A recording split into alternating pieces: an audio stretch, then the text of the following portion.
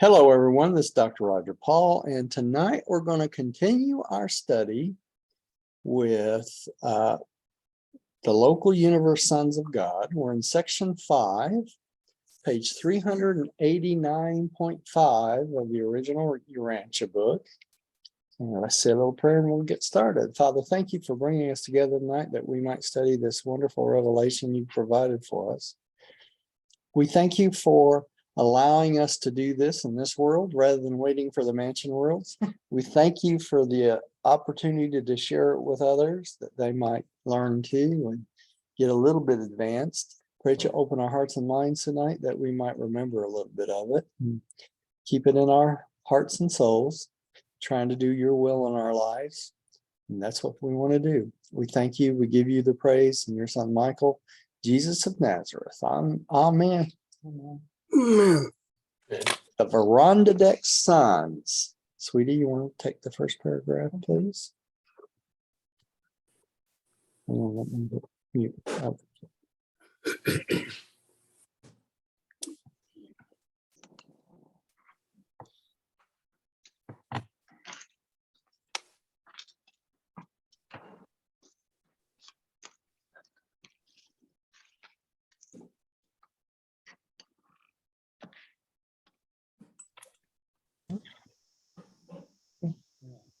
Okay. 5, the Urantia sons. After the creation of the personal aids and the first group of the versatile Melchizedeks, the Creator Son and the local universe Creator Spirit planned for and brought into existence the second great and diverse order of universe sonship, the Urantia. They were more generally known as the Constellation Fathers because a son of this order is uniformly found at the head of each constellation government in every local universe. Okay, so there's not only You're muted, Roger.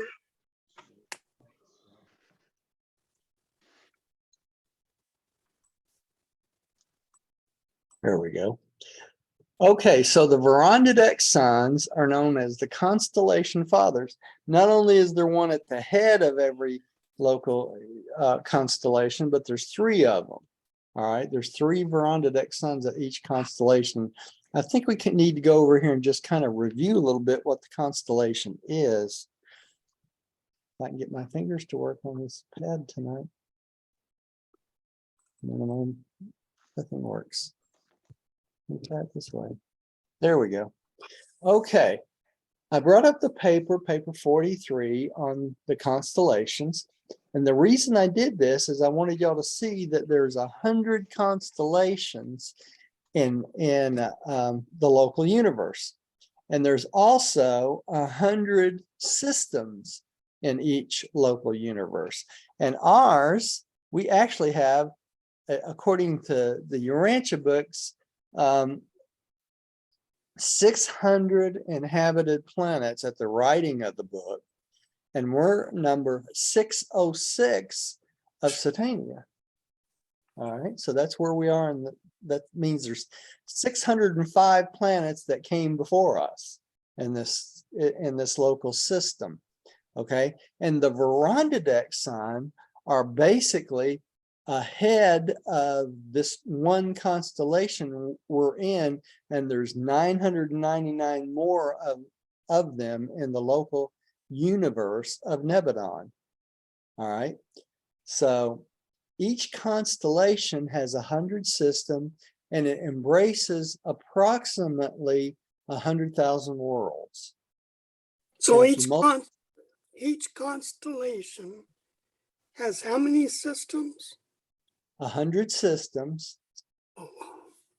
Okay, and we know that there's 10 million worlds that will eventually be in our local universe, right? Nebadon. But each constellation embraces 100,000 worlds. Okay. Each constellation. One constellation is 100,000 worlds, which make up 100 systems. Make sense? Okay. That's why I wanted to review this, because it's kind of hard to keep track of all this. And our constellation's name is Norlatiadek. Okay, and there's a picture on the screen of Norlatiadek. Okay, so that is one of 100 constellations in our local universe, which embraces approximately 10 million worlds. And there our are 3 Verandadeck suns per constellation.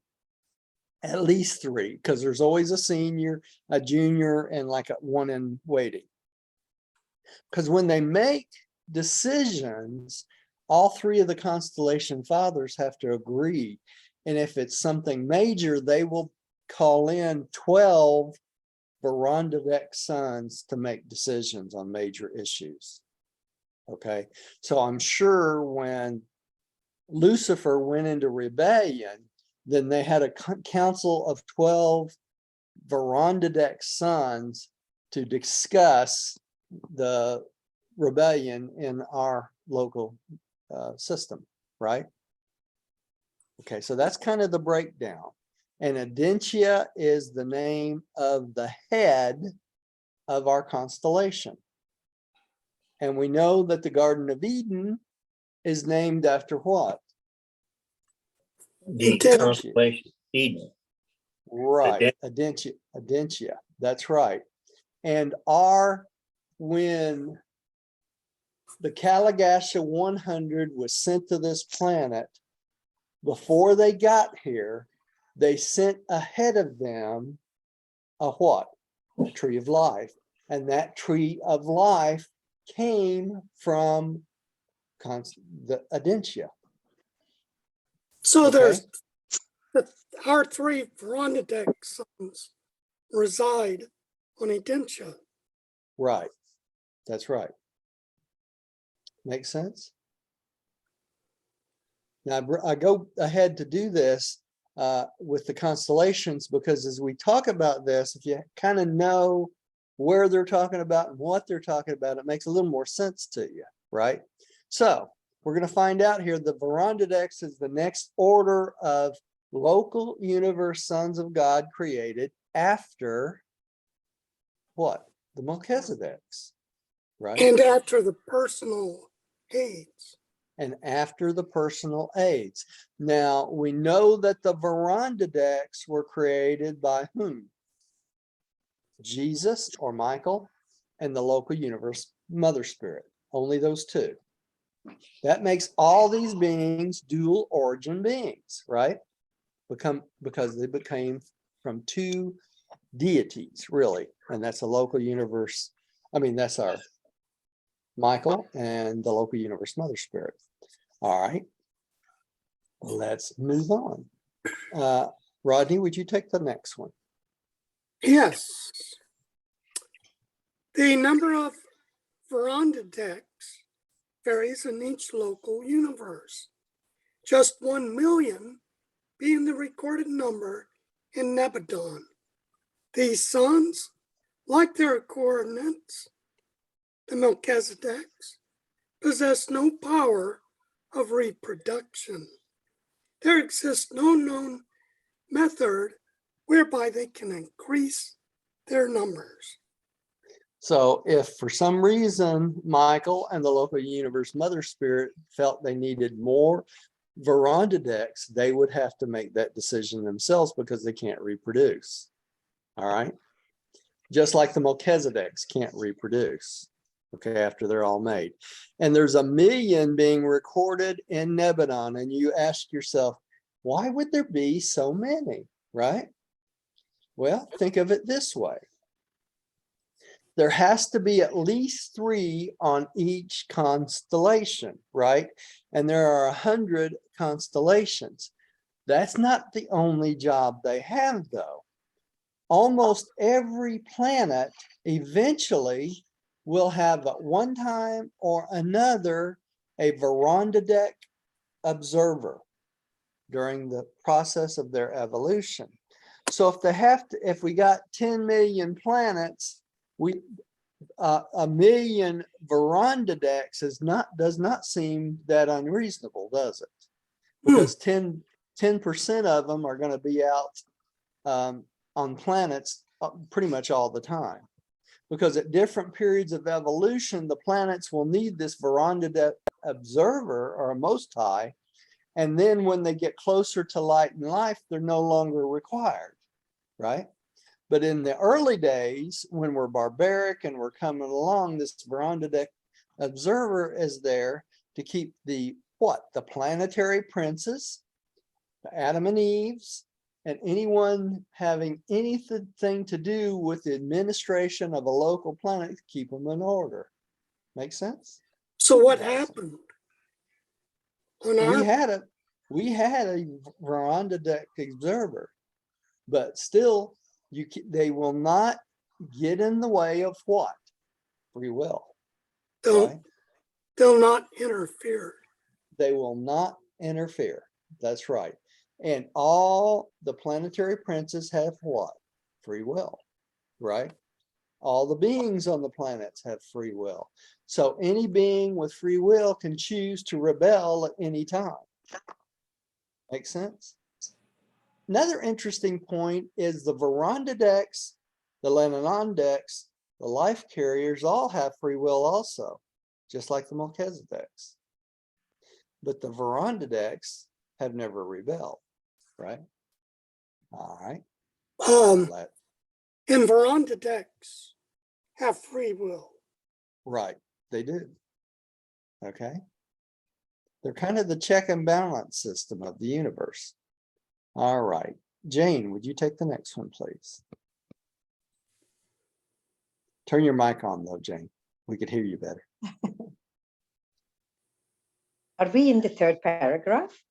We're in many respects, these sons are self-governing. Yes, that's what I thought.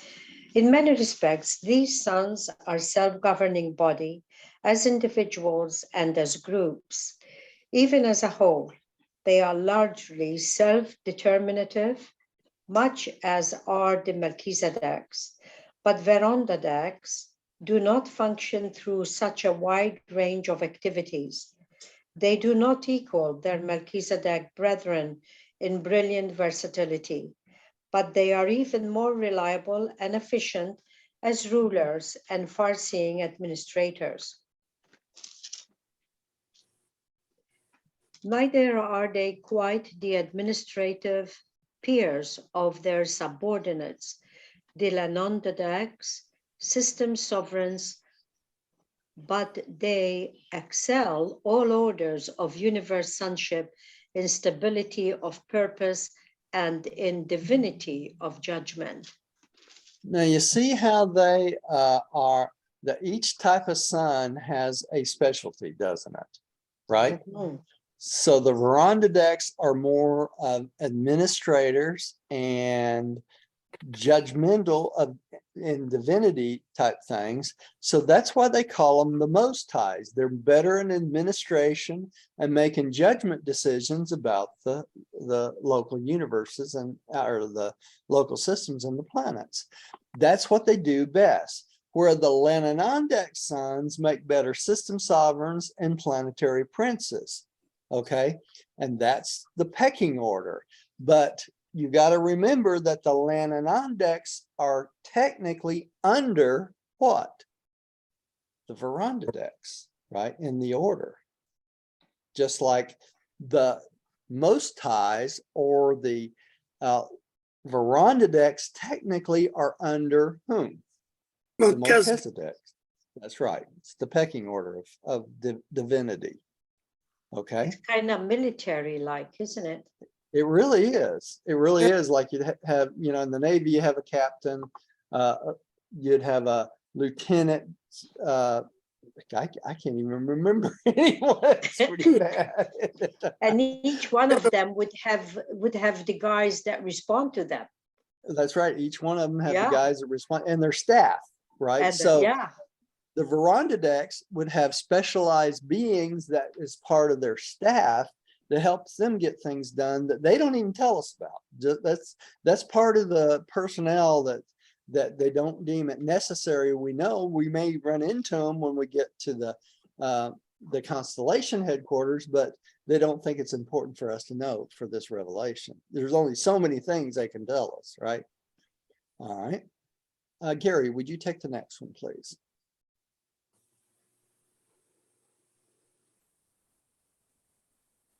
Okay. Although the decisions and rulings of this No. order. Oh, you're right. You're right. I'm sorry, Gary. Yeah. Although the decisions and rulings of this order of sons are always in accordance with the spirit of divine sonship and in harmony with the politics of the Creator Son. Policies. Yeah. Of the Creator Son. We hope there's no politics when we get there, right? Hope not. Yeah. They have been cited for error to the Creator Son, and in details of techniques, their decisions have sometimes been reversed on appeal to the superior tribunals of the universe. But these sons rarely fall into error, and they have never gone into rebellion. Never in all the history of Nebanon has a Rondadek been found in contempt of the universe government. What would be considered contempt of the universe government? That's rebellion, right? If you're found in contempt of the universe government, you're charged with rebellion. That's why they call it that. The same thing happened with Adam and Eve. They had to make a decision whether they were contempt of the universe government, and it was found they weren't. They were in default, but not contempt of the government, so they did not rebel. Okay. Now, if good lawyer, huh? They had a good lawyer. They had a good lawyer. That's right. But if they do err in some judgment, they have to appear before either the councils or the rulers of the Creator Son and be counseled. And sometimes their decisions have been reversed. Okay. If it was really serious, it will be kicked up to where? The Ancients of Days, right? So, because it's the Ancients of Days that can make the decisions about life and death. All right. Lech, would you take the next one? The service of the Verandadeks. The service of the Verandadeks in the local universe is extensive and varied.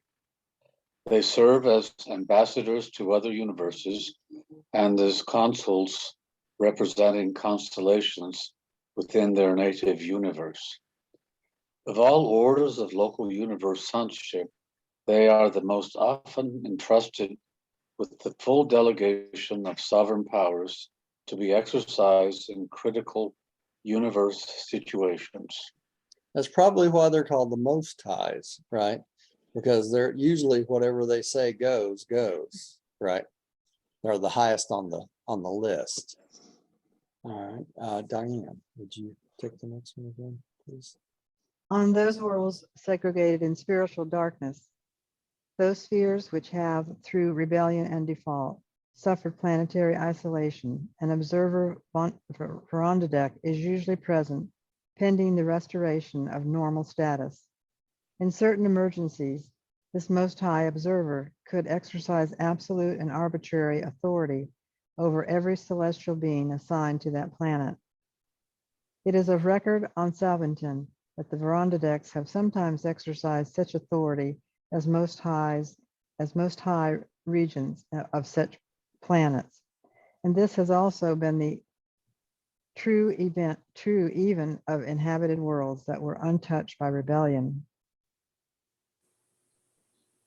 So if need be, they can assume the government of the planet on their own authority. And on some occasions, they have done that, even on planets that weren't in rebellion. You know, something was going wrong. And so they took charge until it got straightened out, basically. Rodney, would you take the next one? Yes.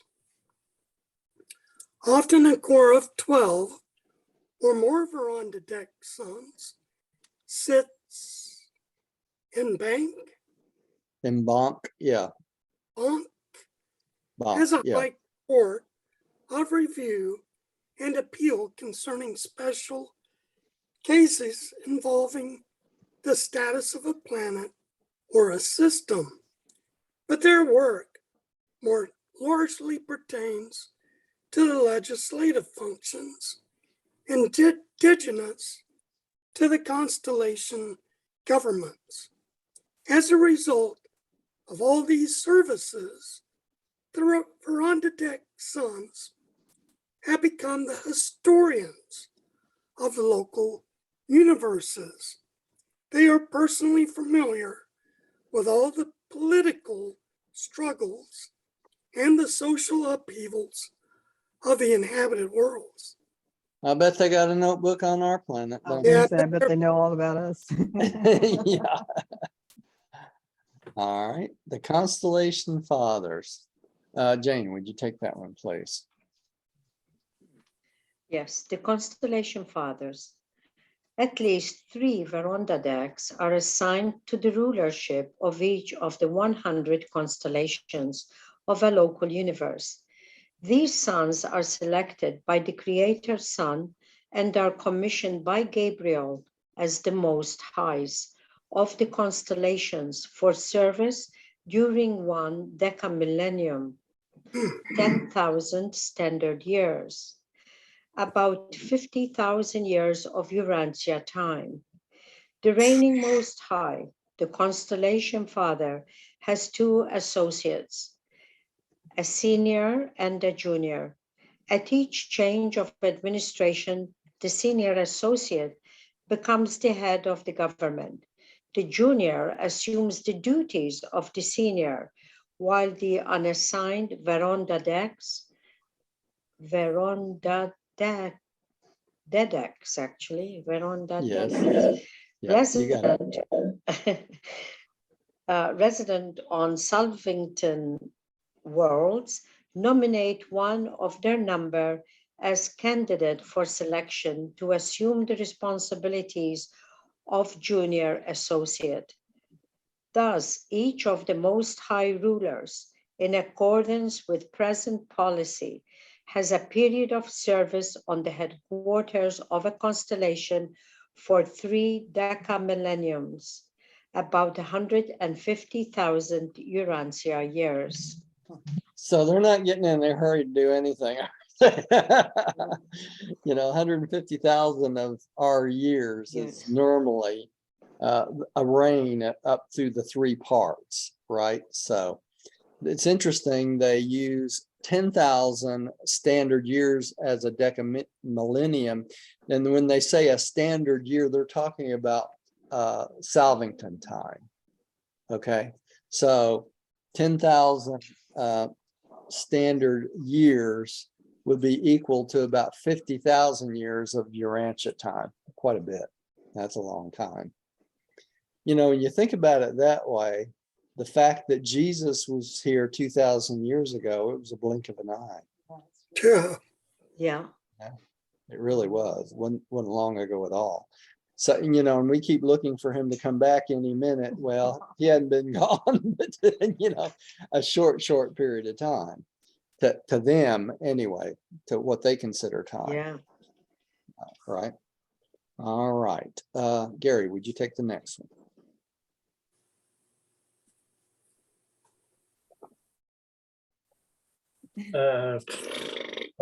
Okay.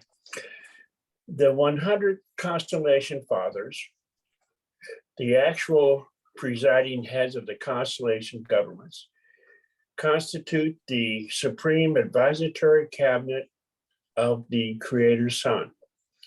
This council is in frequent session at universe headquarters and is unlimited, in the scope and range of its deliberations, but is chiefly concerned with the welfare of the constellations and with the unification of the administration of the entire local universe. Okay, I want to bring up a point here. with all this going on, do you think there's anything even remotely similar or anything like what you see in something like Star Wars or any of these war movies and the heavens? You know, No, no. no, it's all fantasy, right? Yeah. All right, just wanted to bring that up. I don't think Oh. they're even close. Not even in the ballpark, right? Really. Okay, wake up, Letch. It's your turn. Oh, okay. Well, when a constellation father is in attendance upon duties at the universe headquarters, as he frequently is, the senior associate becomes acting director of constellation affairs. The normal function of the senior associate is the oversight of spiritual affairs, while the junior associate is personally occupied with the physical welfare of the constellation. No major policy, however, is ever carried out in a constellation unless all three of the Most Highs are agreed upon all the details of its execution. It's funny here that they talk about one of them, the senior one, takes care of all the spiritual stuff, right? Anything related to spirituality. And the other one takes care of all the physical stuff, the welfare of the constellation itself. So you can imagine in a universe this big, local universe this big, that lots of variations in the planets and streams of matter and magnetic fields and all this other stuff. There's a lot of stuff going on all the time, right? So it's probably beyond our conception of how much work these guys have to do to keep everything in check, right? It just doesn't happen automatically. All right, let's see. Dear, you're up again. The entire mechanism of spirit intelligence and communication channels is at the disposal of the constellation Most Highs. They are in perfect touch with their superiors on Salvington and with their direct subordinates, the sovereigns of the local systems. They frequently convene and counsel with these system sovereigns to deliberate upon the state of the constellation. So they're not just sitting around twiddling their thumbs, are they? No. By no stretch of the imagination. All right. Rodney, would you take the next one? Let me get a cat off my chest here.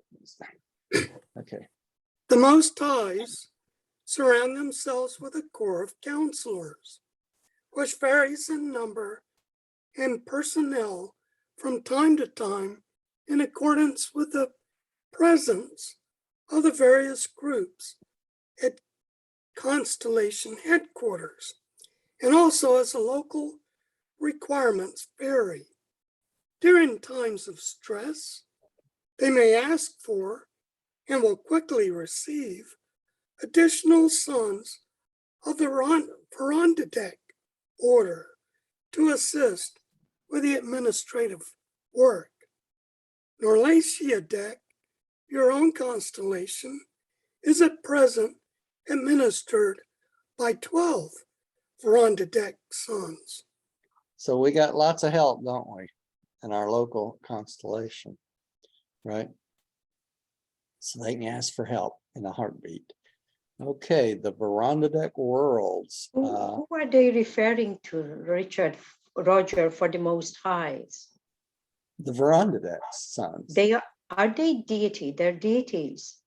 Yeah, it's a stepping down of deity. And in essence, they're local universe sons, but they're considered deity because as the Most Highs, they are in charge. Yeah.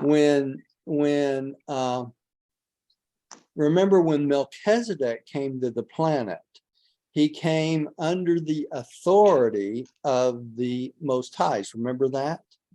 Mm-hmm. Right? And it's a Verandadek son that was in charge of the constellation that had to approve Melchizedek appearing as a human being on the planet.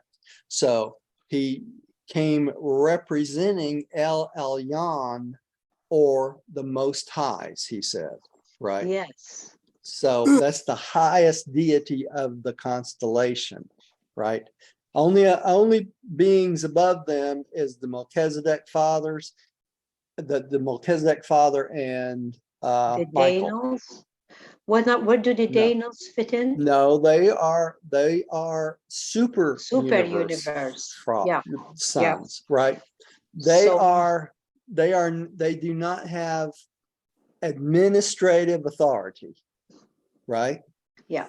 They only have administrative authority in the fact that they can work as magistrates to judge the people, right? Yeah. And they do that under the authority of the Ancients of Days. Ancients of Days. That's right. Yeah. This is Right. coming together. Yeah. Yeah. So it's hard to keep the Paradise Sons separate from the local universe sons, but the local universe sons should be considered deity on the level of the local Universe. Yeah, that's why they call it the stepping down of deity, because as we study each one of these, we're going down another level of deity till we get down to human beings, right? Mm-hmm. You know, if you think about it, the last local universe son or daughter of Michael would be whom? The Adams and Eves, right? Yes. Mhm. Because they are what? They are material sons and daughters. And that's the lowest level. Yes. Anything under material sons and daughters would be a human or a mortal. And we're on the bottom rung. You can think of the material sons and daughters on the next rung, which is not exactly true because we have what in between on that rung? The midwayers, right? The midwayers are not really deity and they're not really mortal. They're kind of in between, Mhm. right? All right. Hard to keep all these beings separate. All There's right? a lot. It's a lot, right? And Jane, I think you were up next, weren't you? No. Gary, No? maybe? I just read. Gary? Oh, you just read? No, that makes you up, Jane. Okay. Yeah. I think we are. Where are we? When a constellation father is in attendance? No. No, The we're Most on High. number 7, the 7. Number Did we read the 7. last paragraph there? Yeah. Yeah. Mhm. Yeah. Yeah, we Wow. sure did. Okay. 7. The Verondadex worlds. The second group of 7 worlds in the circuit of 70 primary spheres surrounding Salvington comprise the Verondadex planets. Each of these spheres, with its 6 encircling satellites, is devoted to a special phase of Verondadex activities. On these 49 realms, the ascending mortals secure the acme of their education respecting universe legislation. Okay, this paragraph is mucho important. Let me tell you why. Notice it says here, these 49 realms, the ascending mortals secure the acme of education respecting universe legislation. You see that? So on these Verondadeck worlds, which is the worlds of what? The constellation concepts, right? And the Most Highs. So on these worlds, mortals obtain instruction on universe legislation and how to run the universes on the constellation level. Why is this so important? Because they're preparing us. They're preparing us. That's correct, for the outer space levels, right? Or working in the universes. But even more, it's this preparation that they're teaching us that Lucifer did what? Was jealous of. Why would that be? Because he was a Lananondex son. He was the next lower level down, right? So as a Lananondex son, he did not have the privilege of learning this information like mortals do. That makes sense? So Mhm. now you can see why Lucifer was jealous of humans getting trained to such a large, extensive capability. You understand that? See why this is important? So they're preparing us for everything. And see, this is one of the things that Jesus talked to Lucifer about, that he would, if he would have been patient, eventually he would have had this opportunity also, right? It's all about patience, right? So the Salvington worlds are the next group of worlds after the Melchizedek worlds that we'll go through. And it's one of the 70 spheres, right? All right, let's keep going. Gary, would you take the next one? The ascending mortals have observed the legislative assemblies as they functioned on the headquarters worlds of these constellations. But here on these Verandadek worlds, they participate in the enactment of actual general legislation of the local universe under the tutelage of the senior Verandadeks. Such enactments are designed to coordinate the varied pronouncements of the autonomous.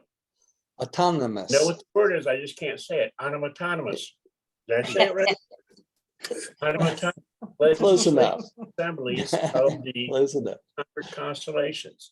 The instructions to be had in the Verandadek schools is unexcelled, even on Uversa.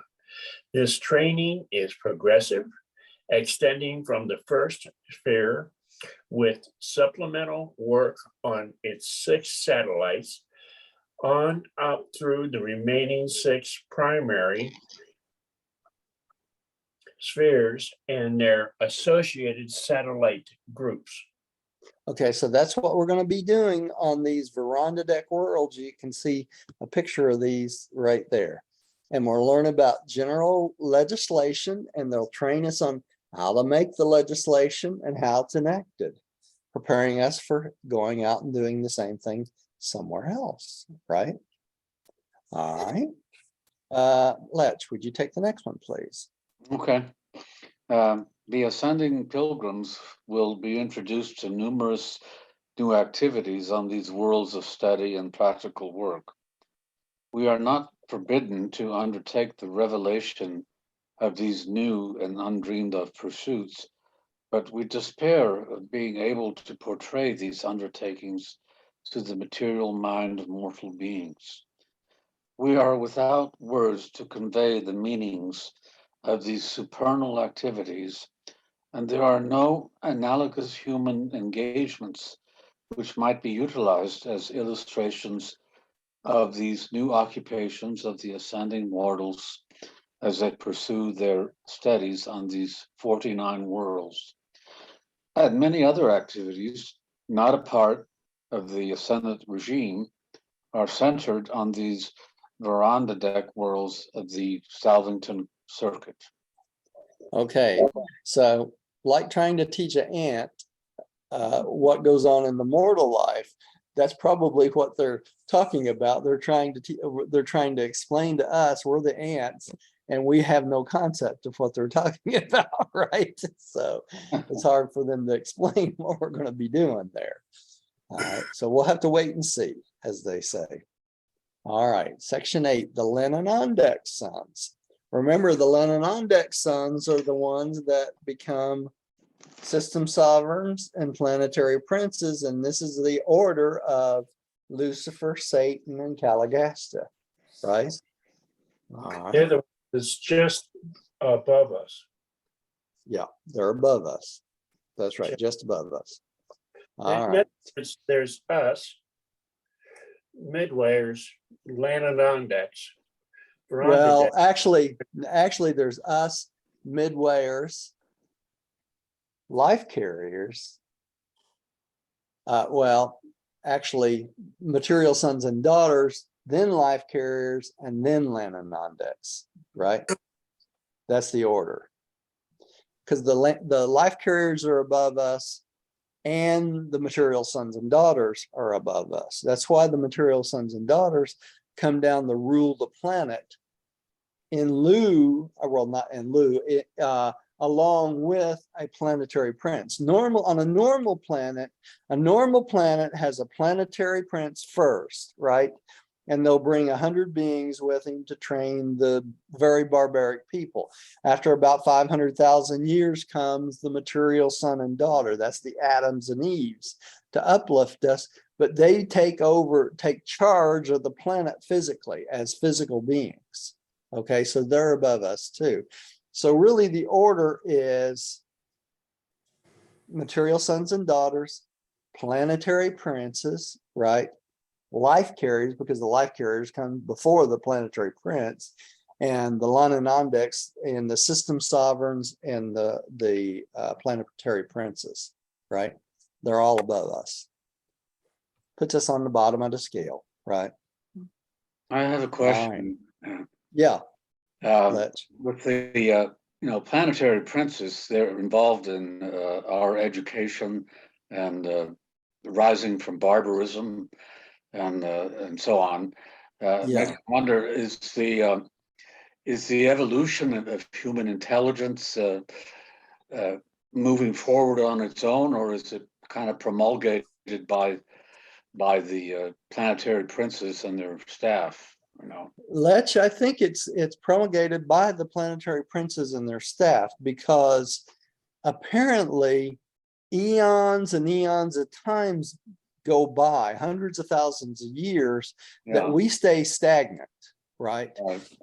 Until the planetary prince comes, and then the planetary prince starts teaching animalistic beings, really is what we are, barbarians, how to do basic things first, like how to make clothes, out of animal skins and that sort of thing, clothe ourselves, how to grow food out of the ground, how to hunt to feed ourselves until we can grow enough food to sustain ourselves.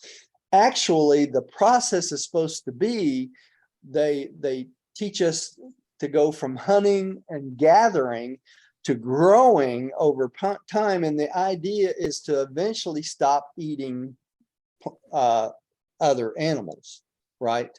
That's supposed to be the progress. We never got to that point. We never got to that point because of the default of Adam and Eve, right? So that was part of what the violet blood was supposed to do with us, to help us stop craving meats and that sort of thing. We should all be vegetarians, but who knows if this planet will ever get to that point, even when we reach light and life, because everything's been thrown off kilter so bad. We got a little bit of the violet blood, but not enough to make the major change. Yeah, Gary. You think we'll ever have another Adam and Eve come? We could. Anything is possible. It really is. I mean, because you think about it, they say in the Urantia book, though, it's doubtful because they talk about how Adam and Eve's bloodline would have gotten rid of all diseases. All these diseases we're dealing with right now. Their bloodline was supposed to eradicate all the diseases. Okay, and since we didn't get enough of the violet blood, it said we will have to deal with these issues on our own now, because we did not get enough bloodline of Adam and Eve. So if that's the case, we may never get another Adam and Eve. But listen, this is the planet of the cross. This is Jesus's jewel, right, of the universe. He can make a decision to do anything he wants. He's the creator son. He could say, listen, this is still a mess. Let's send down another Adam and Eve and straighten this thing out. It's really up to him. So we'll have to wait and see. Now, if that'll happen in our lifetimes, I kind of doubt it, But who's to say in 100,000 years might happen? We may go down the wrong road to the point where we may not have a choice. Because you think about it, as far as eating animals goes, we have a limited number of creatures on this planet, right? And the more the population gets larger and larger and larger, it's going to become harder and harder to feed all the people of the world, right? And the way we're treating our farms and stuff like that, it doesn't look good right now, right? You know, we're selling out all our farms to other countries and to zillionaires and billionaires, and they do not have the interest of the world in mind. They have profit in mind, right? And that's not a good basis to feed the world on, right? I understand you have to. Plant agriculture produces a lot more food than Than we animal eat. agriculture. Oh yeah, yeah. And there's enough out there to eat in the plant if we can get people to eat plants, right? That's the Right. big thing, you know? You think about it, our food sustenance in this country is chicken, beef, and fish, mostly, right? The vegetables are a side item, you know, and in essence, it should be the other way around, right? It really should be. But you give a human being in our country, you give them just vegetables for a while and they'll start looking for animals to eat, right? Protein. Huh? Protein. Protein, that's right. You could say roadkill, right? Anything they can find, really. There. Yeah, it's crazy. Think of all the chickens we eat every day. And I like chicken, you know, I have it too. Okay. Let's see here. The Lananondex sense. Did we do that first paragraph? No. Okay. Who's up? Do you remember? You are there. Okay. After the creation of the Verandadex, the Creator Son and Universe Mother Spirit unite for the purpose of bringing into existence the third order of universe sonship, the Lananondex. Although occupied with varied tasks connected with the system administrations, they are best known as system sovereigns, the rulers of the local systems, and as planetary princes, the administrative heads of the inhabited worlds. So that explains what the Lananondex are supposed to be, right? Lech, I'm sorry, did I answer your question? I got on such a, huh? Yeah, you're talking to me, yeah. Yeah, yeah. Yeah, well, I also was wondering, did the actual self evolution of the human brain continue with after the planetary princes came, or were we at the peak of brain evolution and they just helped us out to learn new things? From what I understand, Lech, we were at the peak of evolution when the planetary prince came, Yeah, right? okay. And that them training us certain things modified that evolution, right? And Adam and Eve were supposed to modify it even further. And some of that modification happened because some of the animalistic races disappeared, like the nomads and you know, the Neanderthal man, all these types of beings disappeared because they outlived their usefulness and they were replaced by a higher type of being, right? At least we'd like to think it's a higher type of being anyway. And that's happening even today, if you think about it. We've got such a mishmash of different types of races and beings and that sort of thing.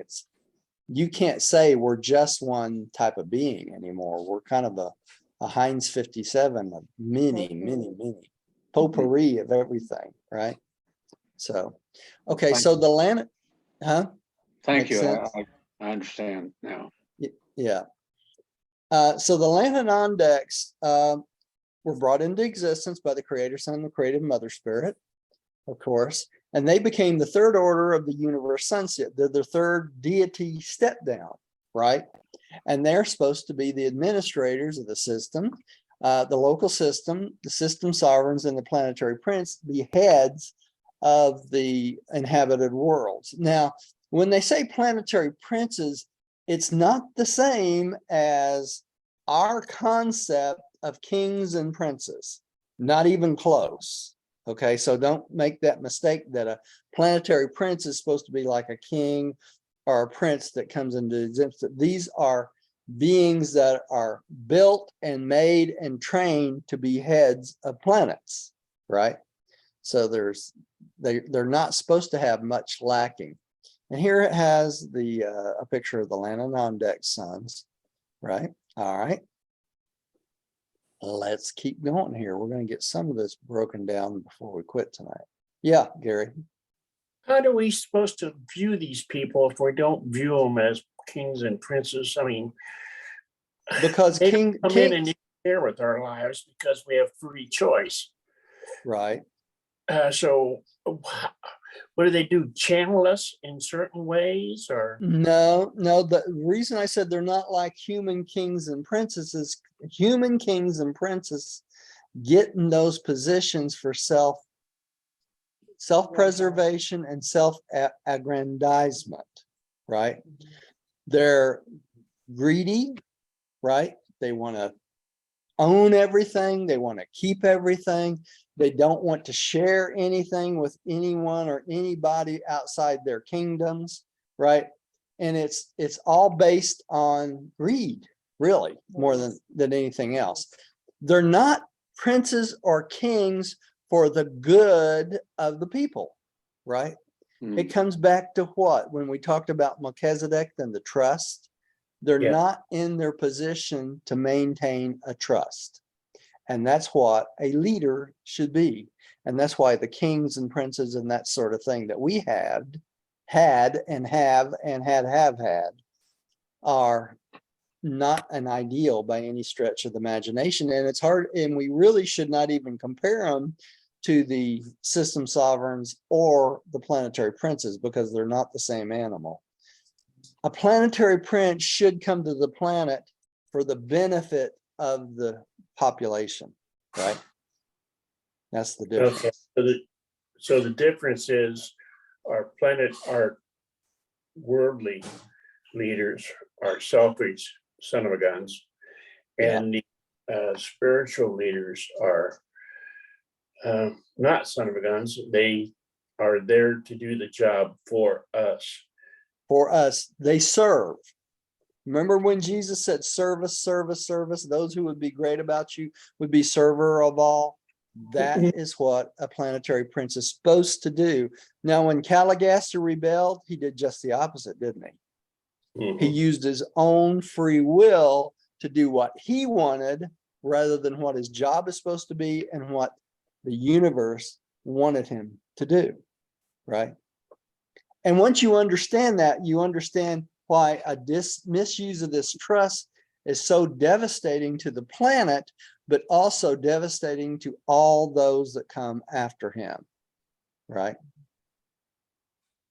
It's a serious, terrible thing. It is. You know, for it to get kicked up to the ancients of days, there's nothing worse you could do. You know, when we think about devils and demons and all this other stuff of the midwayers and that sort of thing, we think they were terrible, awful beings, right? Because of the things they did. But the things they did were slight comparison to the overall damage of what the leaders did. Lucifer, Satan, and Caligastia. They disrupted the system to the point that makes it almost unrepairable to have to start all over again. And that's basically what they had to do with all the barbarians after Caligastia. When the Caligastia 100 rebelled, 60 of them, the other 40 spent all their time trying to maintain where they had gotten to that point. And even the 40 couldn't keep it going. You know, Van and Amadon spent the rest of 150,000 years trying to do their job like they were supposed to the rest of the time they were here, and they were not able to do it, right? Because of the others, you know. So the betrayal of the Calagasta 60 and the betrayal of Calagasta himself was greater than any sin that we could even imagine or come up with. When you talk about rape, when you talk about killing people and wars and all this stuff, that's child play compared to what Calagasta did. And that's hard for us to understand.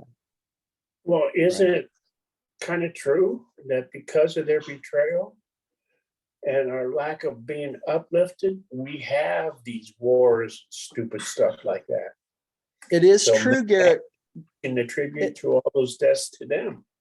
Yeah, well, it is true in one sense, but we also have learned from the book that it's natural evolution for these wars to crop up, and we live through a period of this like we have.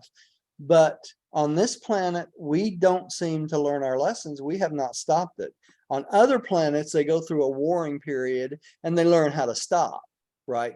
Back in the tribal stage. But we have not done that. You know, it's kind of interesting. You think about the American Indian. The American Indian went through the same thing. They went through a tribal warring stage, but they got to a point where they stopped warring against each other. Did you know that? So they had evolved the way that society is supposed to. You know, Anamanawantan, who's on the Council of 24, he is well known because he created peace throughout all the tribes. And that's what we should have got to and kept, you know. So if you want to see an example of what we should have done, look at the Indians. That's what we should have done.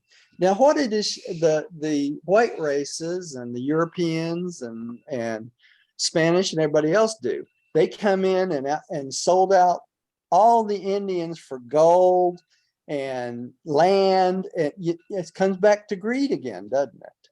You know, the reason the Indians were wiped out is for two reasons: land and gold. Okay. The Spanish wanted the gold. They enslaved the Indians to mine the gold.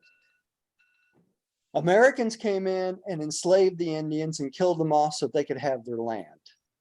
Right? That's the way it works. You know, it's a sad story, but it's the truth. And you can't change what is true. It's the way it is. So Are you aware that the Indians had two punishments for somebody? One was they just basically threw them out of the tribe and they had to survive on their own. right. And the other one was they stoned them to death. Yeah. Mm-hmm. Kill them. So Yeah. if you got hauled up in charges, you was either going to die or live. I mean, it's that's the two choices. Yeah. I know. We could have learned a lot of lessons from the Indians if we would have let ourselves. Well, 7 o'clock, I talked myself right out of it. died or lived on every charge. Huh? Could you imagine our population level if we was died or lived on every charge that was brought up against us? Well, I heard something interesting last night on, I think it was last night on Carlton Tucker. And he was talking to a politician that's out in Arizona running. And one of the old men walked up to the politician and said, "Did you know that the West, the settlement of the West was not done on registered guns?" And he's right. None of the guns out west were registered. You know? They seem to work things out one way or another. So it's interesting. On that note, I'll quit for tonight. And we'll start up from there next time. That's good. Sweetie, would you like to close us in prayer? No? Okay. Lech, would you like to close us in prayer tonight? Okay, I'll wing it. Go ahead. Say what's in your heart. That's all that matters. All right. Heavenly Father, thank you so much for Roger and our fellowship with the Urantia Book, and thank you for our creation and our personality and our free will, our abilities to choose to follow the principles of truth, goodness, and beauty. And thank you overall for our existence. Amen. Amen. And Amen. thank you, everyone at home, Thank for you. joining us. Please come see us again. We'd love to have you again. Thank you. Use Thank my you. ranting and raving. Till That was- next time. Yeah. Well, good night.